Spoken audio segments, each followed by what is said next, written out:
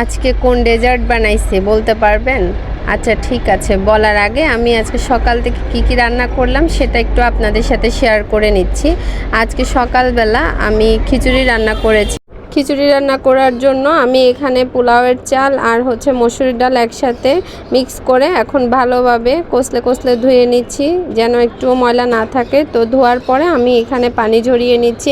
যেহেতু ভুনা খিচুড়ি রান্না করব, তো ভুনা খিচুড়িটা কিন্তু একদম পানি ঝরিয়ে তারপর রান্না করলে একদম ঝরঝরা হয়, সুন্দর হয়। তারপর এখানে আমি অল্প একটু মশলা নিয়ে কষিয়ে তারপর আমি পোলাওয়ের চাল আর ডাল যে ধুয়ে রেখেছিলাম সেটা দিয়ে এখন একটু নেড়ে চেড়ে তারপর আমি পানি দিয়ে দিয়েছি। তো খিচুড়িটা ওদিকে হতে থাক, আর খিচুড়ির সাথে খাওয়ার জন্য কাঁচামরিচ পেঁয়াজ দিয়ে আমি 3টা ডিম ভেজে নিচ্ছি।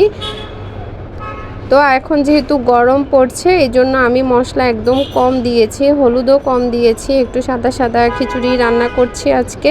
তারপর এখানে কালকে যে মুরগির মাংস রান্না করেছিলাম সেখানে একটু রয়ে গিয়েছিল, তো সেটাও খাওয়া হবে খিচুড়ির সাথে। তো এই যে আমি ডিমটা ভেজে নিয়েছি। তারপর খিচুড়িটাও আমার ওদিকে হয়ে গিয়েছে, অনেক সুন্দর হয়েছে খিচুড়িটা, খেতেও বেশ ভালো হয়েছে। তো খাওয়া দাওয়ার পরে এখন আমি একটু ডেজার্ট বানাবো আজকে বিকেলে খাওয়ার জন্য। তো এই ডেজার্টটা আমার খালা শাশুড়ির বাসায় আমরা খেয়েছিলাম, তো খুব মজা হয়েছিল। আমি আসলে ফার্স্ট টাইম করছি, আমি এর আগে কখনো করিনি। তারপর এখানে আমি লাচ্চা সেমাই নিয়ে একটু ঘি দিয়ে আর গুঁড়া দুধ আর চিনি দিয়ে ভালো করে একটু এপিটুপিট করে ভেজে নিয়েছি।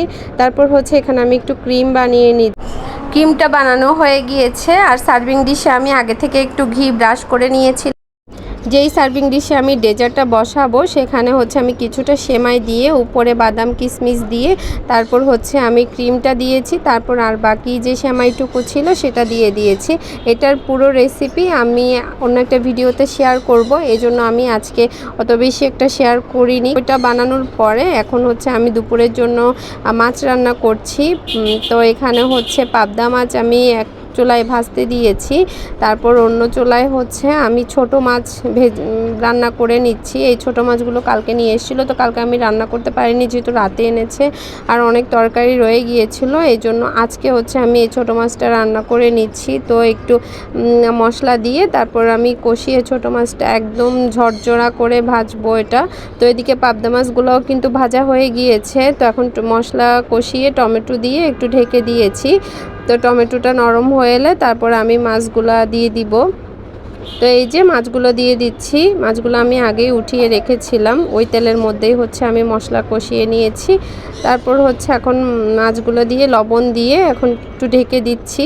তারপর এদিকেও কিন্তু আমার ছোটো মাছটা হয়ে গিয়েছে, আর ছোটো মাছটা অনেক বেশি নরম থাকে, এই জন্য বেশিক্ষণ সময় লাগে না হতে।